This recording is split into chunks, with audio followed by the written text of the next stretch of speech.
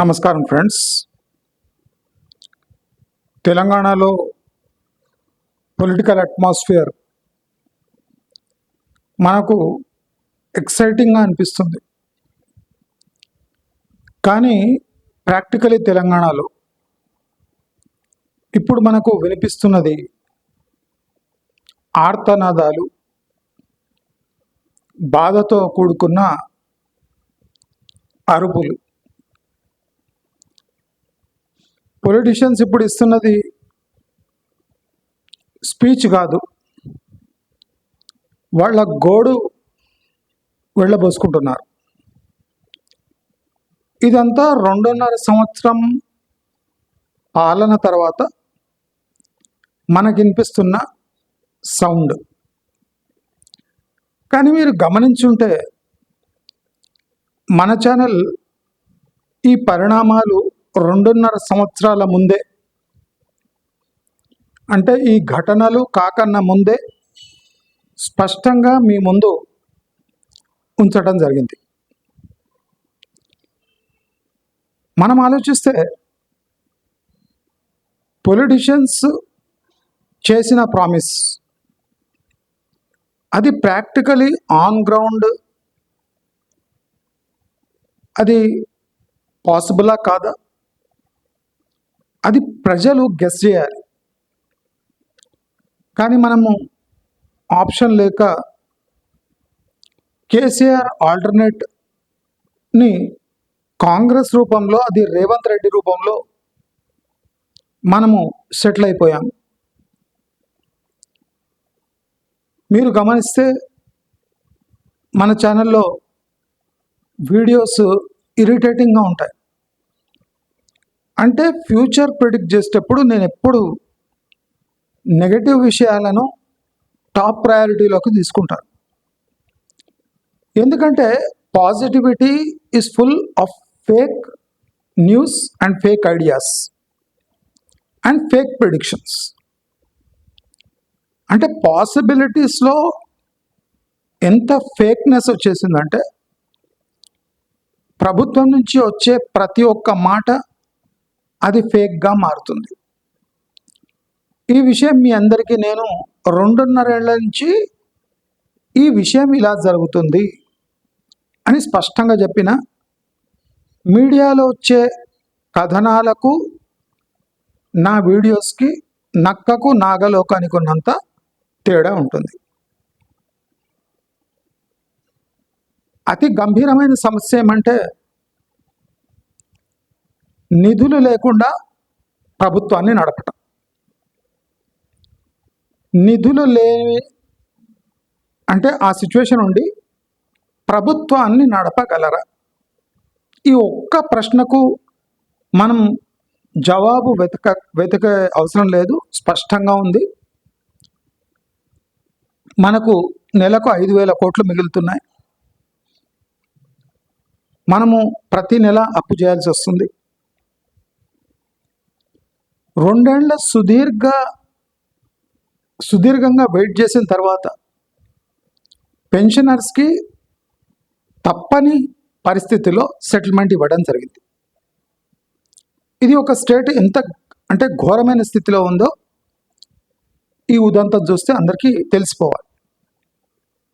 కానీ ప్రజల్లో తీవ్రమైన నిర్లిప్తత ఉంది. ఈ నిర్లిప్తత ఎందుకుంది?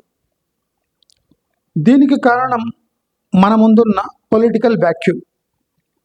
అంటే రేవంత్కు ఆల్టర్నేటివ్ ఎవరు అనే దానికి జవాబు లేదు.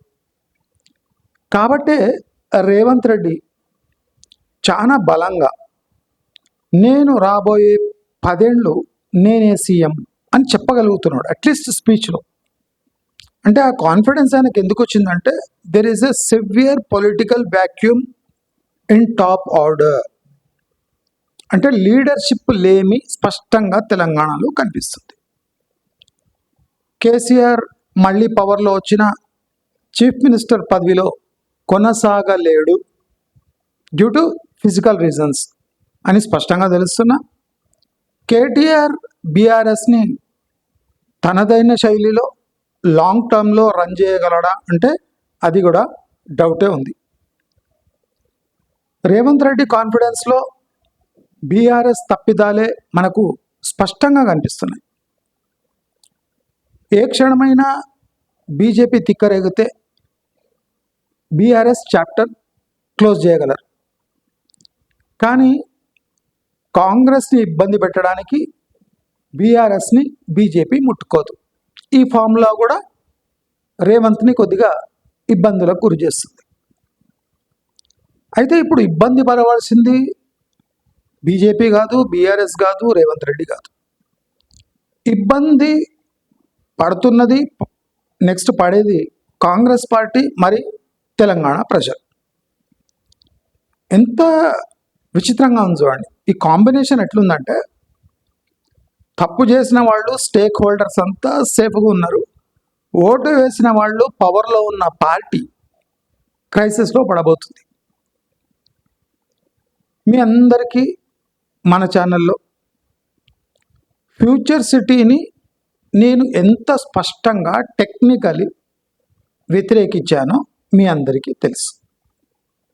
మన కొంతమంది సోకాల్డ్ మేధావులు రౌండ్ టేబుల్ నిర్వహించారు దేని మీద, ఫ్యూచర్ సిటీ మీద. అది చూస్తే హాస్యాస్పదంగా ఉంది. ఎందుకంటే ఫ్యూచర్ సిటీపై ధ్వజమెత్తింది ఫస్ట్ నేనే.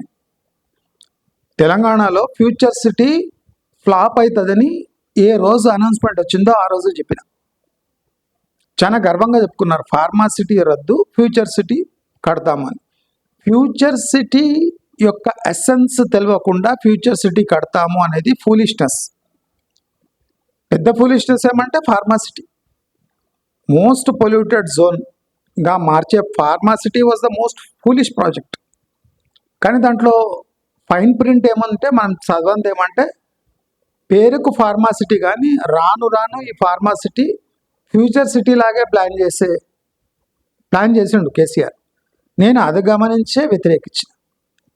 కానీ ఇప్పుడు వీళ్ళు వచ్చినాక దాన్ని ఫ్యూచర్ సిటీగా మార్చేసిండ్రు, ఫార్మా విలేజెస్ అన్నారు. ఇది కూడా highly impossible, it is not possible practically. మేము గ్రీన్ ఫార్మా పెడతా అన్న గ్రీన్ ఫార్మా టర్మ్ కూడా రేవంత్ రెడ్డికి తెలియదు. అంటే ఎవడని చెప్తే అవి రెండు పలుకుతాడు రేవంత్ రెడ్డి తప్ప రేవంత్ రెడ్డికి టెక్నికల్ నాలెడ్జ్ ఏమాత్రం లేదు. ఇది స్పష్టం. అంటే Telangana is in deep crisis. ఇప్పుడు మనం గమనిస్తే ముఖ్యమంత్రి యొక్క కలల ప్రాజెక్ట్. నేను ఎప్పుడు చెప్పేది ఏమంటే, ముఖ్యమంత్రిని మనము డెమోక్రటిక్గా ఒక స్టేట్ లీడర్గా ఎన్నుకుంటాం. It is a democratic process under constitution, binded by constitution కదా. దీంట్లో కళలు, ఆకాంక్షలు, ఆయన పర్సనల్ హాబీస్, ఆయన పర్సనల్ కక్షలు, ఆయన personal ambitions does not matter. What matters is a state subject. State సబ్జెక్ట్ని ఆయన ఎలా డీల్ చేస్తున్నాడు అనేది ముఖ్యం. కానీ ఆయన పర్సనల్ అంబిషన్స్, నేను ఒక సిటీని నెలకొల్పుతా అంటే ఆయన మహారాజుల కాలంలో బతుకుతున్నాడు అనుకుంటున్నాడు. కానీ ఇట్ ఈస్ ఇంపాసిబుల్. ఆయన 100 ఏళ్ల చరిత్రలో నిలిచిపోదలుచుకున్నాడు. It is not possible. ఎందుకు? స్ట్రాంగ్ రీజన్స్ ఉన్నాయి. ఆయన హెడ్ చేస్తున్న పార్టీ, ఆ పార్టీలో ఆయనకు ప్రాపర్ సపోర్ట్ లేదు. First major flaw in this government is technically chief minister is not strong in his own party. Technically chief minister is not strong in his own party. He faces huge risk. అంటే ఆయన కొనసాగడం ఒక కండిషన్స్లో కొనసాగుతుంది. కానీ మొండి ధైర్యంతో రేవంత్ రెడ్డి వ్యవహరిస్తున్నాడు. ఇదొక కొసమెరుపు. రేవంత్ రెడ్డి మొండి ధైర్యంతో ముందు పోతున్నాడు, తెగింపుతో ముందు. కానీ తెగింపుకు లాజిక్ ఉండాలి. ఆ లాజిక్ రేవంత్ రెడ్డిలో మచ్చుకైనా కనిపిస్తలేదు. ఆయన అనౌన్స్ చేసిన ప్రతి project totally illogical, impractical for a state like Telangana which is in financial trouble. ఇది స్పష్టం. ఫైనాన్షియల్ ట్రబుల్లో ఉన్న స్టేట్ యొక్క స్టేట్ హెడ్ ఇంప్రాక్టికల్ ప్రాజెక్ట్స్ని పట్టుకొని విర్రవీగుతుంటే మనం సైలెంట్గా ఉంటే స్టేట్ టోటల్ అంటే పూరెస్ట్ స్టేట్ కన్నా ఘోరమైన స్థితిలో వెళ్ళిపోతుంది. 13 లక్షల కోట్ల భారం మోస్తున్న Telangana cannot afford anything impractical. నేను ఇది 2.5 years అని చెప్తున్నా. ధనిక రాష్ట్రం అని నాకు తెలియదని చెప్తున్న రేవంత్ రెడ్డి పచ్చి అబద్ధమాడాడు. ఎందుకంటే కేసీఆర్ చేసిన అప్పులు అప్పటికే 6 లక్షల కోట్లు 7 లక్షల కోట్లు దాటిపోయినాయి. ధనిక రాష్ట్రం నుంచి అప్పులు 7 లక్షల కోట్లు దాటి ఉన్న స్టేట్ని హెడ్ చేసుకుంటా టోటలీ ఇంప్రాక్టికల్ ప్రాజెక్ట్స్ టేకప్ చేస్తుంటే ఎవరు అపోజ్ చేయకుంటే రేపు తెలంగాణ పరిస్థితి ఏమి you can imagine with your own senses. నేను మళ్ళీ చెప్పే అవసరం లేదు. మన ఛానల్లో ప్రతి ఒక్క ఆస్పెక్ట్ని ప్రాక్టికల్ తూకం వేస్తాం మనం. పొలిటికల్గా కూడా సొసైటీ వైజ్ కూడా ప్రాక్టికల్ పాసిబిలిటీస్ ఆఫ్ ప్రాజెక్ట్. మనం ఫ్యూచర్ సిటీ 13,000 ఆడ్ ఎకర్స్ చూసుకుంటే it is like a Mexico desert. అంటే దూరం వరకు మీకు ఒక నీళ్ళ వాటర్ బాటిల్ కూడా దొరకదు. సో దట్ కైండ్ ఆఫ్ ఏరియాని నేను ఫ్యూచర్ సిటీగా మారుస్తా అన్నప్పుడు చాలా మందికి పాజిటివ్ వైబ్స్ ఎక్కడ వస్తాయంటే కంపేర్ టు బంజారాయిల్స్ జూబ్లీహిల్స్. అంటే కొన్ని ఏళ్ల క్రితం బంజారాయిల్స్ జూబ్లీహిల్స్ కూడా ఇక్కడ రాళ్ళు రప్పాలు ఉండే. So it has become future city, హైటెక్ సిటీ, ఫైనాన్షియల్ హబ్. ఇప్పుడు చాలా బిజీ ఏరియా కదా. సో మనం కూడా ఒక 15-20 years ఆగితే ఈ ఫ్యూచర్ సిటీ ఇట్లా కనిపించచ్చు అనే భావన ఉంది. బట్ మీరు బంజారాహిల్స్ జూబ్లీహిల్స్ అయిన టైం దాని విశిష్టత చంద్రబాబు నాయుడు కక్ష కట్టుకొని హైటెక్ సిటీని డెవలప్ చేయడం, అంటే రాళ్ళు రప్పాలు ఉన్న ఏరియాని చూస్ చేసుకొని అక్కడ ముందే అన్ని కొనేసి ఆ ఏరియాని డెవలప్ చేయడం. అంటే బయాస్డ్ డెవలప్మెంట్కి గురైన హైటెక్ సిటీ ఇవాళ అది కంటిన్యూ అయింది. అందుకోసమే Ramoji film city south, east, west తప్ప అన్ని ఏరియాస్ చాలా బ్యాక్వర్డ్గా ఉన్నాయి. వెస్ట్ చూసి హైదరాబాద్లో అంటే భ్రమపడుతున్నారు ఇది హైదరాబాద్ అని. కాదండి, అక్కడ కూడా మౌలిక సదుపాయాలు వెస్ట్ హైదరాబాద్లో కొరవడ్డాయి. వాన పడితే కార్లు పడవలైతాయి. ఇది రియాలిటీ. ఎక్కడికి వెళ్ళాలన్నా ఇప్పుడు కూడా ట్రాఫిక్ వల్ల 1 hour plus టైం పడుతుంది. అదే టైంలో మీరు వేరే ఊరికి వెళ్ళిపోవచ్చు, షాద్నగర్, జడ్చర్ల లాంటి ప్లేసెస్కి వెళ్ళిపోవచ్చు. అంటే still west Hyderabad is a developing place in Hyderabad without basic amenities in proper place. ఇది చాలా మంది అర్థం చేసుకోలేకపోతున్నారు. ఆ హైరైజ్ బిల్డింగ్లు మన డ్రోన్ విజువల్స్ చూసి అక్కడ ఇన్వెస్ట్ చేయడం జరుగుతుంది. ప్రాక్టికలీ అక్కడ గ్రోత్ లేదు. Growth has become stagnant in west Hyderabad. ఇది అందరూ అర్థం చేసుకోవాలి. అలాంటి టైంలో వెస్ట్ హైదరాబాద్లో క్రైసిస్ ఉన్నప్పుడు అక్కడ 3.5 lakh ఫ్లాట్స్ అక్కడ ఎంటీగా ఉండి అమ్ముడు పోనప్పుడు మీరు కక్ష కట్టుకొని ఈ ఫ్యూచర్ సిటీని డెవలప్ చేయటం. చూడండి, ఫ్యూచర్ సిటీని నమ్మించే ప్రయత్నం చేస్తున్నారు. మన రేవంత్ రెడ్డి స్పీచెస్లో ఏం చేసిందంటే ఫ్యూచర్ సిటీ కాదు అంటున్నారు కదా, నేను చేసి చూపిస్తా. నువ్వు చేసేది ఏముంటుంది అక్కడ? ఒక సిటీని మీరు ఫోర్స్ఫుల్లీ దాన్ని డెవలప్ చేయలేరు. అది ఏమి ఒక పువర్ స్టేట్, ఫైనాన్షియల్ ఏమిదో కొట్టుమిట్టాడుతున్న ఒక స్టేట్ కక్ష కట్టుకొని ఒక చోట ఫ్యూచర్ సిటీని డెవలప్ చేయలేదు బికాస్ ఆఫ్ మనీ ప్రాబ్లం.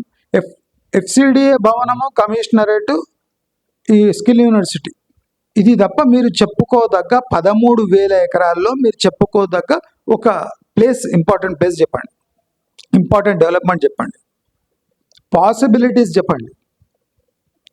ఒక Ratan Tata road, 2 radial road తప్ప మీరు చేయగలిగింది అక్కడ ఏం లేదు. మీరు నమ్మకం కలిగించడానికి ఎఫ్సిడిఏ భవనంలో chief minister, deputy chief minister, finance minister కూడా అక్కడనే చేంబర్స్ పెడతా అంటే దాని అర్థం ఏమి అంటే మీరు అనౌన్స్ చేసి 2.5 years అయినా అక్కడ దిక్కు మొక్కు లేదు, ప్రాపర్గా ప్రజల మద్దతు లేదు. ప్రజల మద్దతు లేమి అని గమనించిన ముఖ్యమంత్రి నేనే అక్కడ చేంబర్స్ పెట్టుకొని నేనే అక్కడ కూర్చుంటా, అక్కడి నుంచే పరిపాలన అనేది మూర్ఖత్వం కాదా? ప్రజలకు ఆదరణ కొరవైన ఏరియాను నేను ఆదరణ ఇప్పిస్తా. ఏ విధంగా ఇప్పిస్తావు? అది ఇండస్ట్రియల్ డెవలప్మెంటా, లేదా సాఫ్ట్వేర్ సెక్టర్ డెవలప్మెంటా, లేదా ఏరోస్పేస్ డెవలప్మెంటా, లేదా గ్రీన్ ఫార్మా డెవలప్మెంటా?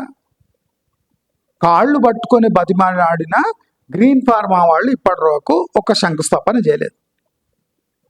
కానీ ముఖ్యమంత్రి ఎఫ్సిడిఏ భవనం ప్రభుత్వ డబ్బులతో కొట్టి అక్కడ పోయి కూర్చుంటాడట.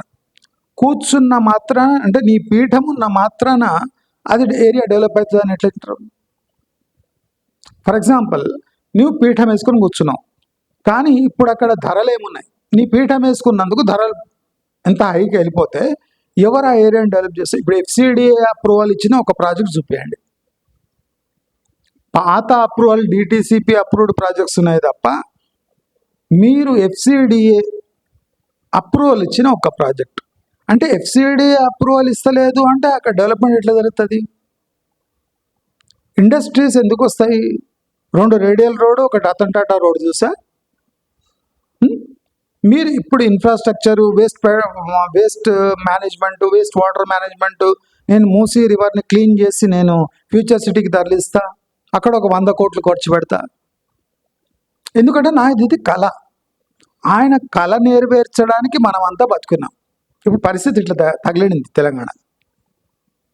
ఈయన కళలు పూర్తి చేయడానికి మనం అహర్నిశలు శ్రమించాలి, ట్యాక్సులు కట్టాలి. ఎందుకంటే ఈయనకు ఒక కళ ఉంది, అది ఫ్యూచర్ సిటీ అట. 12 వరుసల రహదారి, నేను క్లియర్లీ చెప్పిన 12 వరుసల రహదారి ఈజ్ అ స్కామ్. చంద్రబాబును ఆంధ్రప్రదేశ్ భారాన్ని తెలంగాణ మోయడా, అంటే ఇది సెంట్రల్ గవర్నమెంట్ ప్రాజెక్ట్ కదా అంటున్నారు. ఇప్పుడు సెంట్రల్ గవర్నమెంట్ ప్రాజెక్ట్ అయిన భూసేకరణ అది స్టేట్ సబ్జెక్ట్. ఇప్పుడు అక్కడ ₹1 కోటి నుంచి 30 లక్షల వరకు కాంపన్సేషన్ ఇస్తారట.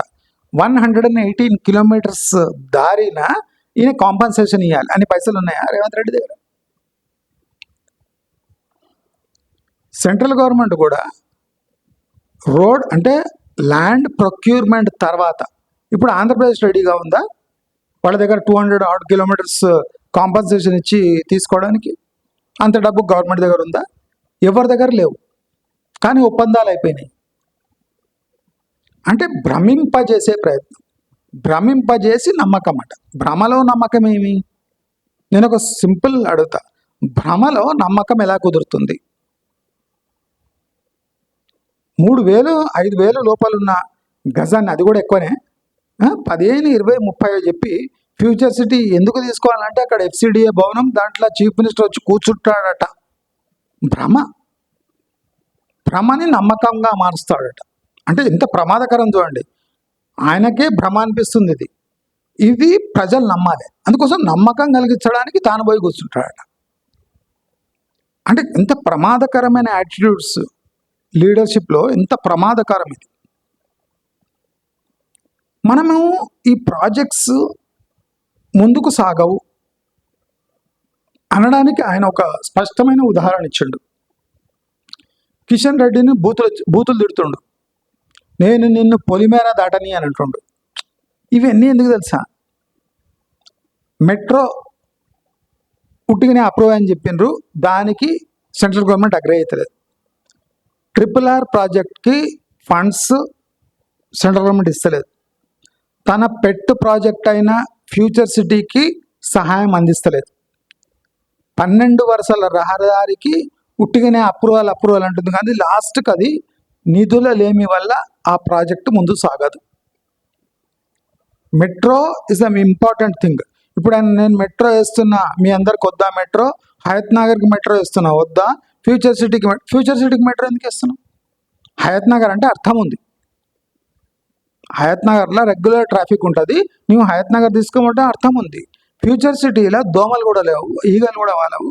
అక్కడ నీ ఫ్యూచర్ సిటీ నీ ఇది మెట్రో తీసుకుపోతా అంటే ఎట్లా డిపిఆర్ ఒప్పుకుంటుంది? డిపిఆర్ నువ్వు ఏమని ప్రాజెక్ట్ చేస్తావు? అందుకోసం సెంట్రల్ గవర్నమెంట్ అప్రూవల్ ఇస్తలేదు. దాని కోపం వచ్చి బీజేపీని తిడితే ఎట్లా?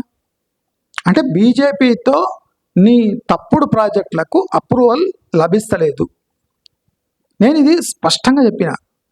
ఇవి ఫూలిష్ ప్రాజెక్ట్స్, వెన్నుముక్క లేని ప్రాజెక్ట్స్, ఎవ్వరూ నమ్మే అవసరం లేదు అని క్లియర్ కట్గా మీ అందరికి చెప్పారు. మీరు నమ్మారా? ఇంప్రాక్టికల్, ఇది చాలా ఇంప్రాక్టికల్ ప్రాజెక్ట్స్. మూసీ ప్రక్షాళన అయితే మోస్ట్ ఇంప్రాక్టికల్.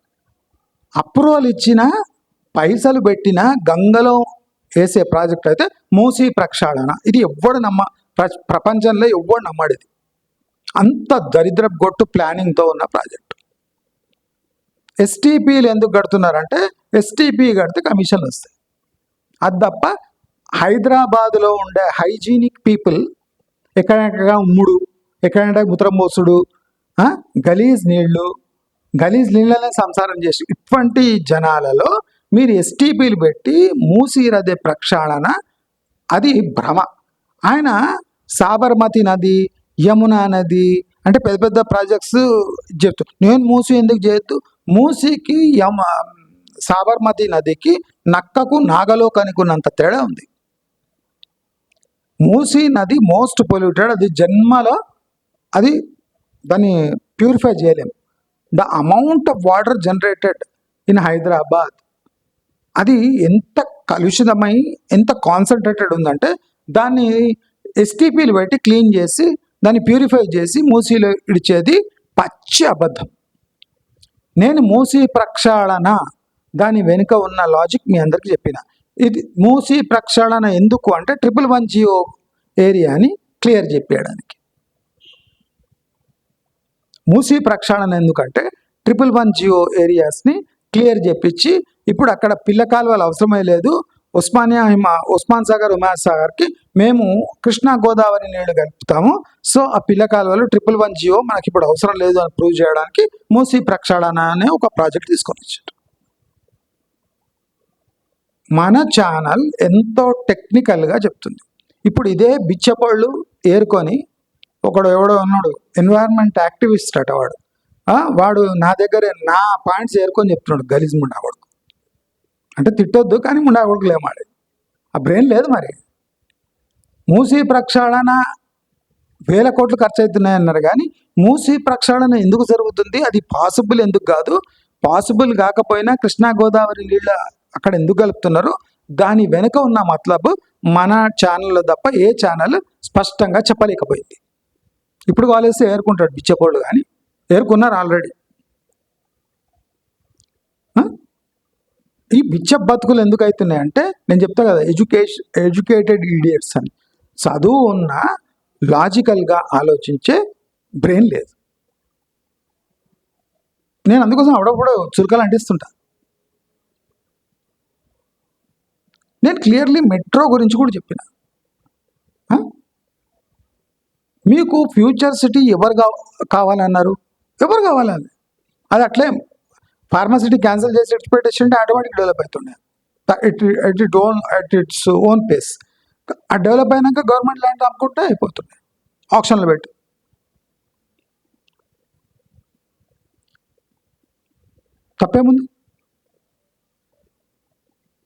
తప్పేముంది? కానీ ఏం చేసిండ్రు మీరు? ఫ్యూచర్ సిటీ అనేది ఒక అంటే ఇండ్యూస్డ్ కాన్సెప్ట్. ఇప్పుడు ఏమైంది? ఫ్యూచర్ సిటీ ఈజ్ అ భ్రమరావతి అని ఉంది కదా, ఇప్పుడు భ్రమరావతి అయిపోయింది ఫ్యూచర్ సిటీ. ఇంకో 15,000 ఎకరాలు తీసుకుంటావు. ఎక్కడ తీసుకుంటావు? లేఅవుట్లు అయిన దగ్గర టచ్ చేస్తే గొడవలు అవుతాయి, కోర్టు కేసులు అవుతాయి, అయ్యే పని కాదు. ఇప్పుడు ఎక్కడనో పోయేది, దూరం పోయి ఆ 15,000 ఎకరాలు తీసుకొని ఇదే ఫ్యూచర్ సిటీ అనేది మేమంతా నమ్మాలి. అంటే ప్లానింగ్ కూడా రాదు, ఇంప్రాక్టికల్, 10 మంది చీ అంటారు అనే ఏ ఇంగిత జ్ఞానం లేదు, మొండిగా వెళ్ళిపోయేది. పొలిటికల్గా నేను తొక్కుకుంటా వచ్చిన ఇక్కడ ప్రజలను తొక్కితే ప్రజలు ఊరుకోరు. ఒకడెవడో ఇట్లా తెల్ల డబ్బు పెట్టుకొని వేసుకొని మైక్ పెట్టుకొని చెప్పిండు ₹1,00,00,000 ఎకరా అని. ఆయన తొక్కిండు, ఒక్క తొక్కితే పోయి ఫామ్ హౌస్లో పట్టుకున్నాడు. ఇప్పుడు కూడా రేవంత్ రెడ్డి సేమ్ మాటలు మాట్లాడుతున్నాడు ప్రెస్ కాన్ఫరెన్స్. నీవెవరు రిపోర్టర్? నీవు బీఆర్ఎస్ రిపోర్టరా అంటారు. ఇదే కేసీఆర్ ఇట్లనే మాట్లాడుతుండే, ఏ ఏ రిపోర్టర్ ఆయన, ఏ పేపర్ ఆయన, ఏ ఛానల్ ఇది, ఆంధ్ర ఛానల్ అని, ఏ ఛానల్ అంటుండే, తీసుకుపోయి ఫామ్ హౌస్లో పడేటి. ఇప్పుడు నెక్స్ట్ ఈయన గతి కూడా అయితే అదే అవుతుంది. ఇప్పుడు ఇన్ని బహిరంగ సభలు ఎందుకు పెడుతుండవు? ఎందుకంటే లోకల్ బాడీ ఎలక్షన్స్. ప్రజలు ఒకటి గమనించాలి, మనము రాయిచ్చేటప్పుడు కొద్దిగా చూసి ఇవ్వాలి ఎవరికి ఇస్తున్నామని. మీకు అర్థమైంది కదా నేనేం చెప్తున్నా? ఎవరో చేతిలో రాయిస్తే మన గతి అధోగతి అవుతుంది. నేను క్లియర్గా చెప్పదలుచుకున్నా. ఇప్పుడు బీజేపీతో సఖ్యత లేదు, నేను చెప్తూనే ఉన్నా. సెంట్రల్ గవర్నమెంట్లో బీజేపీ ఉంది, తెలంగాణలో డెవలప్మెంట్ ఎక్స్పెక్ట్ చేయొద్దు, క్లియర్లీ చెప్తున్నా, ఎక్స్పెక్ట్ చేయొద్దు. ఇప్పుడు అమరావతికి అక్కడంతా ఫండ్స్ రిలీజ్ అవుతున్నాయి, మన దగ్గర రూపాయి వస్తలేదు. ఎందుకు వస్తలేదు? అట్లీస్ట్ ప్రాఫిటబుల్ లాజికల్ ప్రాజెక్ట్స్ మన దగ్గర హైదరాబాద్లో లేవు. మెట్రో 6,000 కోట్ల లాస్ ఉంటే సెకండ్ ఫేజ్ స్టార్ట్ చేస్తుండే, అది ఎక్కడ zero revenue. Old city metro అయితే ఫ్లాప్, దానంత దరిద్రపు కొట్టు ప్రాజెక్ట్ ఇంకోటి లేదు. దాని కింద షాపులు కబ్జాలు గురై ఆ మెట్రో పనికి రాకుండా పోతుంది. వర్స్ట్ ప్రాజెక్ట్ ఇన్ మెట్రో అంటే ఓల్డ్ సిటీ మెట్రో ప్రాజెక్ట్, దానంత దరిద్రపు కొట్టు ప్రాజెక్ట్ ఇంకోటి లేదు. నేను ఇప్పుడే చెప్పేస్తున్నా, నెక్స్ట్ అది ప్రూవ్ అవుతుంది. మొత్తం కబ్జా అయిపోతుంది, మొత్తం మెట్రో మెట్రో మెట్రో మొత్తం కబ్జా అయిపోతుంది. లాస్ట్కి రిడెండెంట్ చేసేసి అదొక ఖాళీ కబాడ్లాగా పడేసి అక్కడ అన్ని షాపులు కట్టేసి అదొక షాపింగ్ కాంప్లెక్స్ లాగా మార్చేస్తారు. చూడండి, ఓల్డ్ సిటీ మెట్రో ఇవాళ చెప్తున్నాయి, నోట్ చేసుకొని. మెట్రో కాగానే మీరు చూడండి అంతా కబ్జాకు గురవుతుంది. ఎవరు టికెట్లు తీసుకోడు, ఆ రూట్ మొత్తం ఫ్లాప్ అయిపోయి ఆ మెట్రో పిల్లర్ల కింద మొత్తం షాపులు తయారవుతాయి. మీరు చూస్తుండండి, ఇట్లా అవుతుందా లేదా చూడండి. దానికోసమే ఓల్డ్ సిటీ మెట్రో అలౌ చేసిండు ఓఎస్. అసలు అంత తిరిగిపోయే అవసరం లేదు, చార్మినార్ దగ్గర నుంచి పోవచ్చు. కానీ ఓల్డ్ సిటీ కట్టడాలు అని పేరు చెప్పి అక్కడ ఓఎస్సీ ప్రాపర్టీస్ అన్ని సేవ్ చేసుకొని అడ్డగోలు దారిలా ఫలక్నుమాకు ఒక రూట్ వేయడం జరుగుతుంది. అంటే ప్రజల్లో ఆ స్పందన లేదు, ఆ ప్రిడిక్ట్ చేసే ఎబిలిటీ లేదు. శ్రీశైలం ఎలివేటెడ్ కారిడార్ నేను క్లియర్గా చెప్పిన, మనకు నష్టం తప్ప ఆంధ్రాకు లాభం తప్ప మనకు నష్టం. ఎలివేటెడ్ కారిడార్ ఎందుకు వేయాలి? మెల్లగా పోతారు జనాలు. శ్రీశైలం మనదా? రెవెన్యూ ఎవరికి వస్తుంది? ఆంధ్రాకు. దానికోసం ఎలివేటర్ కారిడార్ వేసేది ఎవరి దగ్గర నుంచి? మన ఖర్చులతో. ఎందుకు వేయాలి? ఇప్పుడు నంద్యాల బైపాస్ అంటే మనకు కొద్దిగా అడ్వాంటేజ్ అవుతుంది కిలోమీటర్ వైజ్. ఇప్పుడు 6 లేన్ హైవే టు విజయవాడ అంటే అర్థం ఉంది. ఈ 12 వరుసల రహదారి ఎలివేటెడ్ శ్రీశైలం కారిడార్ అయితే పక్కా నెపోటిజం. ఇది ఎవరికో లబ్ధి చేకూర్చడానికే ఈ ప్రాజెక్ట్స్ చేస్తున్నారు.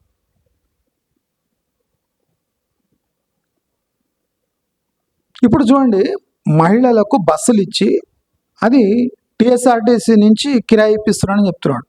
ఇది సెంట్రల్ గవర్నమెంట్ ఫండ్స్ వస్తాయి సెల్ఫ్ హెల్ప్ గ్రూప్స్కి, సెంట్రల్ గవర్నమెంట్ ఫండ్స్. ఈ ఫండ్స్ సెంట్రల్ గవర్నమెంట్ ఫండ్స్ తీసుకొని ఆర్టీసీకి బస్సులు ఇప్పించి, అంటే ఇది మహిళలకు చెందిన పైసలు తీసుకుపోయి ఆర్టీసీకి అంటే స్టేట్ గవర్నమెంట్కి డబ్బులు ఇప్పించి తక్కువ వడ్డీలు ఇప్పించి దాంతో వీళ్ళకి నెలకింత ఇస్తున్నారు. అంటే సెంట్రల్ గవర్నమెంట్ డబ్బులు యూజ్ చేసుకొని సెల్ఫ్ హెల్ప్ గ్రూప్స్ని అడ్డం పెట్టుకొని వీళ్ళు బస్సులు కొంటారు. అంటే డైరెక్ట్ బస్సులు కొంటే డైరెక్ట్ గవర్నమెంట్ అకౌంట్లోకి పోతుంది కదా. అందుకని సెల్ఫ్ హెల్ప్ గ్రూప్స్కి వస్తున్న డబ్బులు తీసుకొని బస్సులు తీసుకొని అది ఆర్టీసీకి ఇచ్చి చీప్ రేట్ల బస్సులు నడిపించి ఉచితంగా ఇస్తున్నారు ట్రావెలింగ్. అంటే ఎంత దారుణం చూడండి. అంటే ఈ దారుణం ఎవరు హైలైట్ చేస్తలేరు. సెల్ఫ్ హెల్ప్ గ్రూప్స్కి బస్సులు ఇస్తున్నారు అంటారు. ఎవరి నిధులతో? అది సెంట్రల్ గవర్నమెంట్ నుంచి నిధులు వస్తాయి సెల్ఫ్ హెల్ప్ గ్రూప్స్కి. మహిళా అభివృద్ధి కోసం ఫండ్స్ వస్తే ఆ ఫండ్స్ని స్టేట్ గవర్నమెంట్ హైజాక్ చేసి బస్సు రూపంలో హైజాక్ చేసి టీఎస్ఆర్టీ లాస్ మేకింగ్ టీఎస్ఆర్టీసీకి బస్సులు ఇచ్చి అది ఉచితం బస్సు ఇంప్లిమెంట్ చేస్తుంది. ఓట్లు ఎందుకు కొనాలి? ఏ క్రాప్కైనా ఇంత కొనాలి, ఈ ఏరియాకి ఇంత పండుతుంది, ఇంత కొనాలని ఉంటుంది. నీకు దురద బుట్టి ఓట్లే అని చెప్పి ఇప్పుడు సెంట్రల్ గవర్నమెంట్ ఎందుకు కొనాలి? అది కొనదు, కొనకూడదు కూడా. అంత ఒట్టి వడ్లేస్తే రేపు పైసలు ఎవడు ఇస్తాడు? అవన్నీ ఎక్కడ పోతున్నాయి? రేషన్ షాప్ పోయి రూపాయికి ఇస్తున్నారు జనాలకు. ఇప్పుడు కొంటలేరు ఓట్లు ఓట్లు కొనరు, కొనకూడదు కూడా. రైతు బంధు, రైతు భరోసా అడ్డమైన భరోసాలు ఇచ్చుకుంటా మీ ఇష్టం వచ్చినట్టు మా ఫ్రీ కరెంట్ యూజ్ చేసి ఒడ్లు పండించి కళ్ళాలలో పోసి నెల వెయిట్ చేస్తే ఎవడు కొంటాడు, ఎవడు కొన్నాడు? ఇప్పుడు అదే రైతులు మిల్లు కాడిచ్చి బియ్యం చేసుకొని సిటీలో అమ్ముకోవచ్చు. ఎందుకు అమ్ముకోరు? ఇప్పుడు 40-50 రూపాయలకి సిటీలో పోతున్నాయి కదా. మీరు ఆ 2000 రూపాయల కోసం ఆశపడి నెల రోజులు ధాన్యం మార్కెట్లో యార్డ్లో ఉంచితే ఎవరు తీసుకోకపోతే వాన వస్తే మొలకలు ఎత్తితే దానికి ప్రభుత్వం మొలకెత్తిన ధాన్యం కూడా ప్రభుత్వం కొనాలి అదే రేట్ ఇచ్చి. ఎందుకంటే ఫార్మర్స్ సోమరిపోతారు, సోమరిపడపాలి. పుట్టుగానే ప్రతి గింజ మేమే కొంటాం. ఎందుకు కొంటావు? ఎవడు పండియమన్నాడు? మక్కలు పండించినాం. ఎందుకు పండిస్తున్నాం మక్కలు? ఎవడు తింటాడు మక్కలు పండిస్తున్నాం? పౌల్ట్రీ ఇండస్ట్రీ అంతా చల్లగా ఉంది. ఇప్పుడు ఎక్స్పోర్ట్ బ్యాన్ ఉంది. గల్ఫ్లో వార్తోని చికెన్ ఎక్స్పోర్ట్ మొత్తం ఆగిపోయింది. ఇప్పుడు మక్కలు ఎవడు కొంటాడు? ఇలాంటి క్రైసిస్ టైంలో అందరూ బాగా పండించి అదే ఒకటే వెరైటీ పండించి ఇప్పుడు కూరగాయలు ఏమీ ఉంది హైదరాబాద్లో, కూరగాయలు పండియండి. ఎవడు మక్కలు పండియమన్నాడు? ఎందుకంటే ఈజీ, వేసి కూర్చున్నాడు, వాన పడితే పండుతుంది, అయిపోయి. బియ్యం ఫ్రీ కరెంటు, ఏ నీళ్ళు అయ్యి బియ్యంది కళ్ళలా వచ్చి. ఇలాంటి ప్రభుత్వాలు ఎడ్యుకేషన్ సెక్టర్ని ప్రక్షాళన చేస్తాయి. ఏమైపోయా? మురళి రిజైన్ చేసి బయటకు వచ్చి. ఎందుకంటే అక్కడ ఎంత గలీజ్గా ఉందో సిచ్యువేషన్ తెలియదు. అసలు ఈ ఇంటర్మీడియట్ ఎడ్యుకేషన్ ఎందుకు ప్రక్షాళన అయితే లేదంటే నారాయణ చైతన్య, చంద్రబాబుకు ప్రాక్సిమిటీ ఉన్న మినిస్టర్స్ వాళ్ళ ఎడ్యుకేషన్ ఇన్స్టిట్యూషన్స్ ఉండాలి అంటే రేవంత్ రెడ్డి కంట్రోల్ చేయాలి. రేవంత్ రెడ్డి ఆ మినిస్ట్రీలో ఉండాలి. అందుకోసం రేవంత్ రెడ్డి ఎడ్యుకేషన్ మినిస్ట్రీ పెట్టుకున్నాడు. ఎందుకంటే వీళ్ళ స్థానం పోనీయద్దు. చంద్రబాబు నాయుడు, నారాయణ, ఈయన రేవంత్ రెడ్డి, ఇదొక ఒప్పందం, చీకటి ఒప్పందం. దీని ప్రకారం ప్రక్షాళన కానియాడు. ఆ ఎడ్యుకేషన్ డిపార్ట్మెంట్ తన దగ్గరనే పెట్టుకుంటాడు. ప్రక్షాళన ఎట్లయితుంది? ఇప్పుడు స్కాలర్షిప్ 4 విడతలు ఇస్తాడు స్టూడెంట్ అకౌంట్లో. కాలేజెస్కి కట్టరు వాళ్ళు. 4 విడతలు ఇస్తే 4 విడతల్లో కాలేజు వీళ్ళ దగ్గర తీసుకోవాలి, లేదా అడ్వాన్స్లో స్టూడెంట్స్ ఇవ్వాలి, తర్వాత స్కాలర్షిప్స్ వస్తాయి. యాక్చువల్లీ 4 times విడుదల చేసేది కూడా ఓకే, క్రైసిస్లో ఉన్నందుకు విడుదల చేస్తుండొచ్చు. కానీ దీనివల్ల ఎంత డిస్టర్బెన్స్ వస్తుంది, ఎంత క్లాషెస్ వస్తాయి ఒకసారి ఆలోచించాలి. ప్రభుత్వాలు ఆలోచించాలి. అసలు ప్రభుత్వమే కాదు నా ప్రకారం ఇది. ఒక పర్సనల్ అంబిషన్స్ పూర్తి చేసుకున్న ఒక వ్యక్తి కోసం బలైపోతున్న ఒక స్టేట్, దట్ ఈస్ తెలంగాణ. ఇప్పుడు చూడండి, మనం వితిన్ 6 monthsలో టోటల్ ఆంధ్రప్రదేశ్లో ఎంత ఇన్వెస్ట్మెంట్స్ వస్తుంది చూడండి. ఎందుకంటే వాళ్ళకి స్టేక్ ఉంది సెంట్రల్ గవర్నమెంట్లో. వాళ్ళకి కావాల్సిన నిధులు తెప్పించుకుంటున్నారు. పేస్ ఆఫ్ డెవలప్మెంట్ స్లో ఉన్నా వాళ్ళ నిధులు వాళ్ళకి వస్తున్నాయి. మనకు రూపాయి రాదు. RRR నార్త్ అన్నాడు, ఇప్పుడు ఏమైంది? సౌత్ దేవుడు ఎరుగు. నేను చెప్పినా కదా, ట్రక్ డ్రైవర్ మూత్రం పోయడానికి, ఛాయ్ తాగడానికి తప్ప ఈ RRR పనికి రాదు అని స్పష్టంగా చెప్పిన. దీనికన్నా స్పష్టంగా ఎవడు చెప్పాడు? 6 DAల పెండింగ్. ప్రభుత్వ ఉద్యోగులకు 6 DAలు, 2 PRCలు పెండింగ్. 2 DAలు ప్రకటించిండు, 1 DA అప్పుడు ఇచ్చిండు, ఇంకోటి దీపావళికి ఇస్తా అన్న DA ఇప్పటివరకు ఇస్తలేడు. దాని మాట ఎత్తలేడు. ఈయన GHMC గెలుస్తాడని కాన్ఫిడెన్స్తో బహిరంగ సభలు పెడుతుండ్రు. సిగ్గు లేకుండా జనాలు పోతుండ్రు.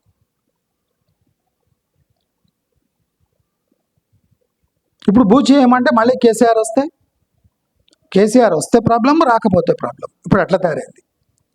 ఇప్పుడు కేసీఆర్ కొంతమందికి రావాలని ఉంది, కొంతమంది వస్తే ఎక్కడ కొంపలు మునుగుతాయో, మళ్ళీ ఇంకా ఏమి అప్పులు చేస్తాడో, ఎన్ని కాళేశ్వరాలు కడతాడని భయం. రేవంత్ రెడ్డిని ఉంచుదామంటే రేవంత్ రెడ్డి ఇటువంటివన్నీ బలి చేస్తుండు.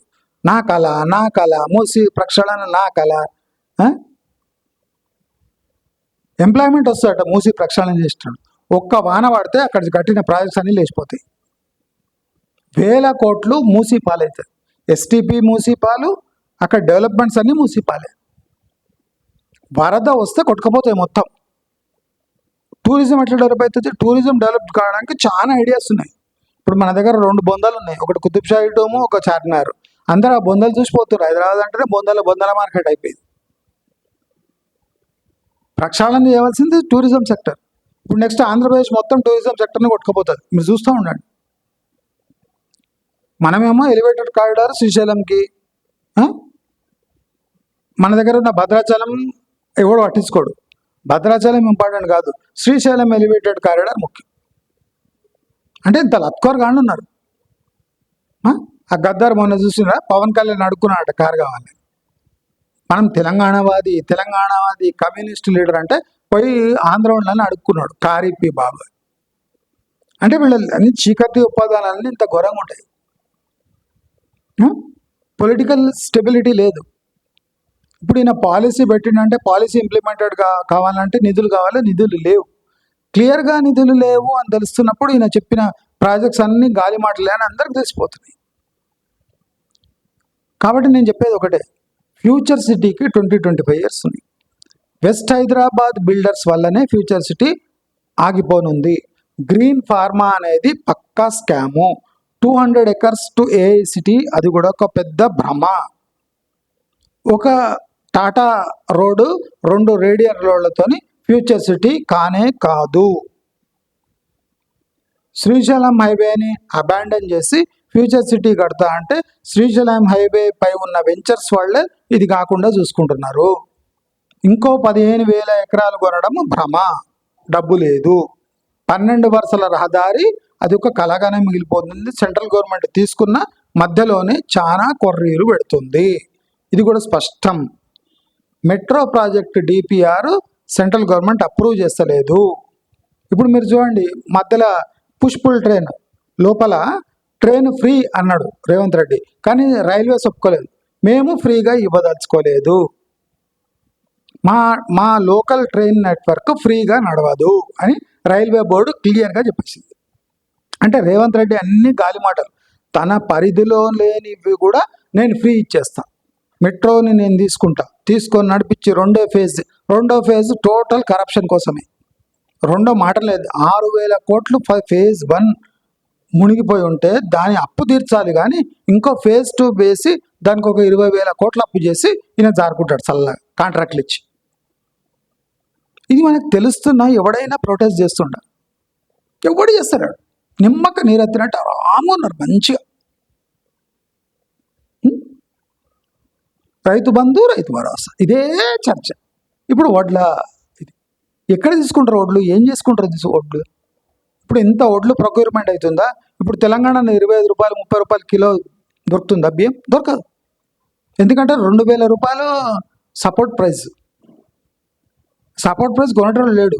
అంటే 1,200 పోతే వడ్లు ఇప్పుడు బ్లాక్లో అమ్ముతే, బయట అమ్ముతే, సౌకార్లకు అమ్ముతే 2,000 కావాలి. 2,000 ఓడిస్తలేడు, సెంట్రల్ గవర్నమెంట్ ఇస్తలేదు. 2,000 ఎందుకు ఇవ్వాలి? అయిపోయింది, కోటా అయిపోయింది. ఈ సీజన్ కోటా అయిపోయింది, నెక్స్ట్ సీజన్లో కొంటారు. నెక్స్ట్ సీజన్ వరకు వడ్లు అట్లనే ఎట్లా పరుస్తారు? భద్రపరచడానికి గోడలు లేవు. మొలకలు ఎత్తితే ఎలుకలు తినేస్తాయి, బూజు పడుతుంది, చెదలు పడతాయి. అంటే ఇంత స్పష్టంగా ఈ ప్రాజెక్ట్స్ కావు, నిధుల లేమి వల్ల వాళ్ళు అంటే ఏ ప్రాజెక్ట్ కూడా డ్రీమ్ కూడా చేయలేరు. అలాంటి క్రైసిస్లో ఇప్పుడు లోకల్ బాడీ ఎలక్షన్స్ ఉన్నాయని అన్ని ప్రాజెక్ట్స్ శంకుస్థాపనలు, రోజు పొద్దున్న లేచి సిటీలో బహిరంగ సభలు పెడితే పవర్లో వచ్చేస్తారా? ఎవ్వడూ నమ్మే పరిస్థితులు లేరు, కానీ చైతన్యం లేదు, బయటపడతలేదు. అందుకోసం అంత స్పష్టంగా బహిరంగ సభలు పెట్టుకుంటున్నాం. ఒక్క ప్రాజెక్ట్ కూడా ప్రాక్టికల్గా ఇంప్లిమెంట్ అయ్యే ఛాన్సే లేదు. ఎక్సెప్ట్ ఈ ఫ్రీ బస్ స్కీమ్ ఒకటి పెట్టేసి ఇక మొత్తం ప్రభుత్వం నడిచినట్టు డ్రామా చేస్తుంది. ఎవరికి బిల్లు ఇప్పుడు ప్రైవేట్ కాంట్రాక్టర్స్ మనం పెట్టిన మీటింగ్, ₹1 ఉంటే ₹2 అప్పులు చేయి, ₹1 ఉంటే ₹100 పని చేపిస్తే నువ్వు ఎక్కడి నుంచి ఇస్తావు పైసలు అని స్పష్టంగా చెప్తున్నావు కాంట్రాక్టర్స్. అంటే పరిస్థితి ఏంది? రూపాయి పెట్టుకొని ₹100 పని చెప్పేయడానికి ట్రై చేస్తుండే అని అర్థం. కాంట్రాక్టర్స్కి డబ్బులు అందుతలేవు, క్లియర్గా చెప్తున్నారు వాళ్ళు. ₹1 ఉంటే ₹2 అప్పులు చేయి, కానీ రూపాయి అంటే 100 రూపాయలు అప్పు చేస్తే ఎట్లా తీరుస్తావు అని కాంట్రాక్టర్స్ అడుగుతున్నాం ముఖం మీద. ఎంప్లాయీస్కి 6 DL పెండింగ్ ఉన్నాయి. 6 DL అంటే ఎంత భయంకరమైన అమౌంట్.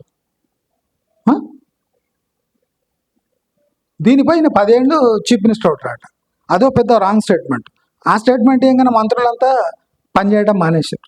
ఇక వీడేటి చీఫ్ మినిస్టర్ కదా, మనకేం ఛాన్స్ లేదు, మనం ఏం చేస్తే ఎంత అందుకోసం మన పొన్నంబరావు గారు చప్పట్లు కూడా కొట్టలేదు. ఎందుకు కొడతలేరు? నేనే 10 ఏళ్ళు చీఫ్ మినిస్టర్ అంటే ఎట్లుంటావు? వాళ్ళ లెక్క కాంగ్రెస్ లెక్క ప్రకారమైన చీఫ్ మినిస్టర్ ఉండలేడు. మరి ఏ లెక్క ప్రకారమైన 10 ఏళ్ళకి చీఫ్ మినిస్టర్ ఉంటా అంటుండు? అదే వీళ్ళకి డౌట్.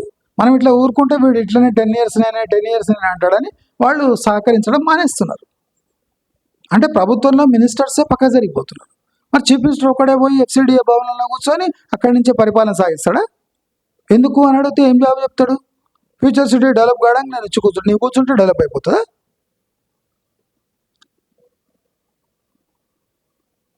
డెవలప్ కావడానికి నువ్వు చేసిన ఎఫర్ట్ ఏమి? నేను 50 ఎకరాలు మనకి ఇస్తా, 50 ఎకరాలు వీడికి ఇస్తా. బీజేపీకి కడుపులమంట,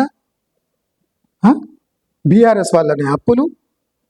అంటే నెగటివ్ ఉంటే వేరే పార్టీలు, పాజిటివ్ ఉంటే ఈయనది. దీంట్లో పాజిటివ్ చేయడానికి ఏమున్నాయి? నిధులు లేవు. ఏం పాజిటివ్ చేస్తాడు ఈయన?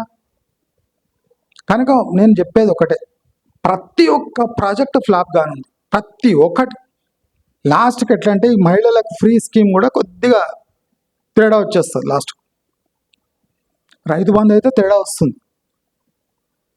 ఇది కాకుండా రైతులకు మేలు చేసే ఇంకా ఉన్నాయి. కౌలు రైతులకు ఈయన ఇస్తా అన్నాడు సబ్సిడీ. కౌలు రైతులకు ప్రాక్టికలీ కౌలు రైతులకు ఇవ్వాలి. ఈయన ఏం చేస్తుండు? 100 ఎకరాలు ఉన్న వాళ్ళకు రైతు భరోసా ఇస్తుండు. అంటే మనం 2.5-3 years బ్యాక్ ఏ విషయాలు మాట్లాడానో ప్రజా సంఘాలు మేధావులు ఇప్పుడు లేవనెత్తుతున్నారు, అంతా మునిగిపోయినాక. మన న్యూస్ ఛానల్స్ కానివ్వండి, ఈ ప్రజా సంఘాలు కానివ్వండి, వీళ్ళంతా అంటే ఫేక్ నా కొడుకులు. అంటే కెమెరా కోసం వర్క్ చేస్తున్నారు తప్ప వీళ్ళు ప్రాక్టికలీ ఎవరిని ప్రశ్నించే పరిస్థితుల్లో లేరు. ఫ్యూచర్ సిటీకి 25 years ఉన్నాయని చెప్తున్నా. రేవంత్ రెడ్డి అప్పటివరకు ఉన్నాడు. 12 వరుసల రహదారి సెంట్రల్ గవర్నమెంట్ అప్రూవ్ చేసినా అది నడకన సాగుతుంది. అది చంద్రబాబు నాయుడు పెట్ ప్రాజెక్ట్. అది హైదరాబాద్ని స్ట్రైట్ లైన్లో మచిలీపట్నంని కడితే మచిలీపట్నం టు హైదరాబాద్ వస్తే ఆ పోర్ట్ డెవలప్ అవుతుందని మన పైసలతోని, అంటే మన భుజంపై పెట్టి ఈ ప్రాజెక్టు కొనసాగిస్తాం. 118 kilometers తెలంగాణ భూభాగంలో రోడ్ రావాలి తప్ప. కనుక రేవంత్ రెడ్డిని ట్యాప్ చేసుకొని ఏప్రిల్ ఫుల్ చేసేసి ఈయనతో ఆ ప్రాజెక్టు ముందర తీసుకుపోయి యాక్చువల్ చంద్రబాబు నాయుడు అప్రూవల్ ఇప్పిస్తుండే ఈ ప్రాజెక్ట్కి. ల్యాండ్ ప్రొక్యూర్మెంట్ ఎవరు చేయాలంటే రేవంత్ రెడ్డి చేయాలి. ఎలివేటెడ్ కారిడార్ ఎవరి కోసం? శ్రీశైలం కోసం. పోయి మనోళ్ళు డబ్బులు ఇస్తే కానీ శ్రీశైలం కొనసాగదు. రికార్డ్ నెంబర్ ఆఫ్ పిలిగ్రిమ్స్ మన దగ్గర నుంచి పోతారు, ఆంధ్ర నుంచి కాదు శ్రీశైలానికి. లబ్ధి ఎవరికి చేకూరుతుంది? ఆంధ్రాకు. ఖర్చు ఎవరికి అవుతుంది? తెలంగాణకు. ఇంత స్పష్టంగా తెలుస్తుంటే, మొద్దు నిద్రపోతుంటే నేను ఎన్నిసార్లు మొత్తుకుంటే ఏం లాభం?